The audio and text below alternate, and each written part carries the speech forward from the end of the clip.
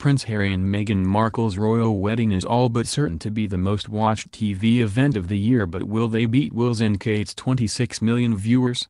The royal wedding is expected to be the most watched TV event of 2018 as millions tune in to catch a glimpse of the nuptials, but bets are now on as to whether the couple can beat the record set by Kate and Will's. TV crews from on Sky One, Sky News, ITV and the BBC News Channel will descend on Windsor when Prince Harry marries actress Meghan Markle at 12 p.m. on Saturday. Millions are expected to tune in, but Harry will have his work cut out to beat the 26 million that watched his brother marry Kate Middleton on April 29, 2011.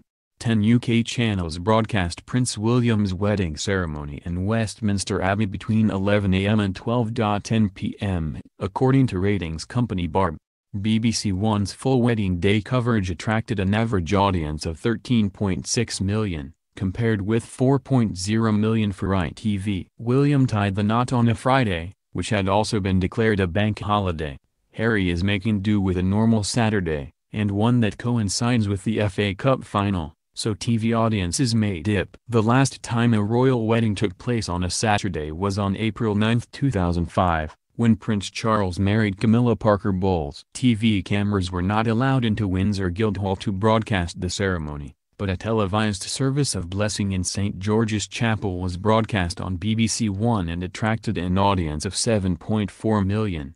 When Prince Edward married Sophie Rhys-Jones on Saturday, June 19, 1999, both BBC One and ITV broadcast the ceremony at St George's Chapel. The wedding pulled in a combined audience of 14.8 million. The wedding of Prince Andrew and Sarah Ferguson on Wednesday, July 23, 1986 was watched by an average of 12.5 million on BBC One, roughly double the number, 6.2 million, that chose ITV. It was a similar story when Prince Charles married Lady Diana Spencer on Wednesday, July 29, 1981. An estimated 19.4 million people watched the wedding on BBC One, compared with 9.0 million in ITV, although these figures were calculated under a different ratings system to the one used for subsequent royal weddings. While Harry and Meghan might not pull in quite so many viewers on Saturday, they have a good chance of topping the ratings for 2018. The only competition may come in the shape of the World Cup, which begins next month in Russia. England's fortunes in the tournament are likely to attract a large audience. In the 2014 World Cup, 14.7 million watched England lose to Italy in the first round, while 15.0 million watched Germany beat Argentina in the final.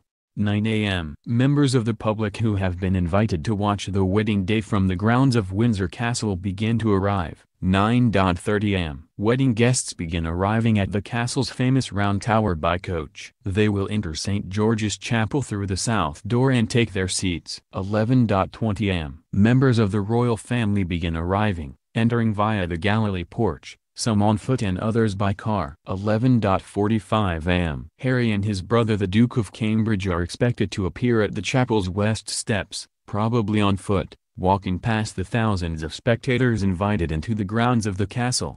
This will give Harry an opportunity to acknowledge the 200 representatives from charities he is associated with gathered in the Horseshoe Cloister at the bottom of the steps. 11:55 a.m. Following protocol, the Queen will be the last member of the royal family to arrive. 11:59 a.m. With a minute to go, Meghan Markle is expected to turn up at the chapel's west steps by car, from her overnight accommodation, with some of her bridesmaids and page boys. She will start her journey, which will take her past some of the crowds in the Long Walk, with her mother Doria Ragland, but when the car stops at the castle her mother will exchange places with her bridesmaids and page boys, including Princess Charlotte and Prince George. Ms Ragland will enter the chapel by the Galilee porch. Noon. The service starts. Everyone will already know most of what to expect as the order of service is being released at midnight on Friday. 1 p.m. The newlyweds will emerge about an hour later at the west steps of the chapel. They will be waved off on their carriage procession through Windsor by members of both families. The congregation will file out of the chapel to see the newlyweds leave before heading to St George's Hall for the lunchtime reception hosted by the Queen. The carriage procession through the streets of Windsor is expected to take about 25 minutes. 7 p.m. The reception is not being televised and neither is the evening reception at Frogmore House, but viewers will get another glimpse of the royal couple when they leave Windsor Castle at 7 p.m. for the Evening Do, which is hosted by the Prince of Wales.